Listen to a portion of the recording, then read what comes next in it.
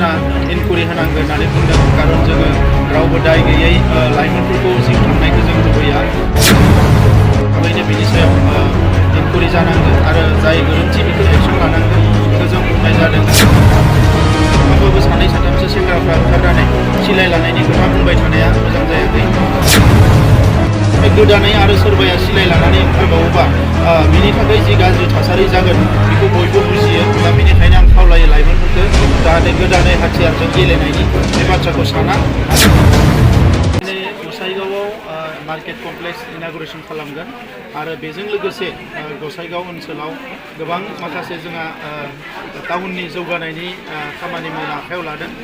जोंनि जि आरबाननि EM Wilson Hansda बिथाङा गसाइगावनिनो दा बे हिसाबै फैगौ 3 बोसोरनि गेजेराव 150 करोड़ रां खरसा खालामनानै गसाइगाव टाउनखौ मोनसे मडेल टाउन हिसाबै डेभेलप खालामनायनि थाखाय आखायाव लादों आरो बिनिनो गिबि खामानि हिसाबै दिनै बेवहाय टाउन कमिटिया लुनाय बा टाउनाव लुनाय मोनसे मार्केट कमप्लेक्सखौ इनागुरेसन खालामनाय जागोन बिनि उनाव मा जेंनाफोर दङ टाउनाव बेखौ सावरायनानै फैबाय थानाय बोसोरथामाव बेवहाय ड्रेन बानायनांगो बेवहाय माने अडिटोरियाम बानायनांगो बेवहाय अपेन जिम बानायनांगो लाइब्रेरि बानायनांगो जा बानायनांगो बानायजोबनो थाखाय मोनसे मास्टार प्लेन खालामनाय जादों सार खोनानो मोन्दों हाग्रामा महिलारि सारा बिजेपिआव जगदान जाहैबाय दा बिथाङा बिजेपिआव थांनायावहाय इउपिपिएल दोलो जानानै माबा मोनसे खहा जागोन नामा आं बे बाथ्राखौ मिथिया बिथाङा बिजेपिआव थांदों ना बहा दङ आं बेखौ मिथिया दा बेखौ बुंनाया आंनि थाखाय मोजां जानाय नङा जेब्ला आङो मिथिगोन अब्ला आंनि बाथ्राखौ नोंथांमोननि सिगाङाव आं फोरमायगोन बर' जोहोलावखौ लानानै एनकाउन्टार खालामनायनि सायाव गोबां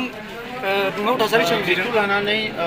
पुलिस प्रशासननि गोजौ थाखोनि आसामनि अफिसारफोरजों आङो मैयानिफ्रायनो रायलायबाय थादों आरो थाबैनो बेखौ बिथांमोना इनकुरि होनांगोन होननानै बुंदों कारन जोङो रावबो दाय गैयै लाइमोनफोरखौ जिउ थांनायखौ जों लुबैया दा नंखायनो थाबैनो बिनि सायाव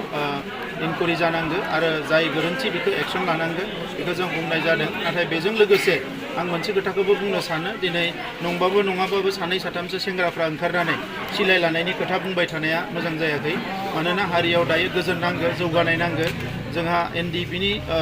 गोरोबथा जानायनि उनाव दिनै 274 केस अलरेडि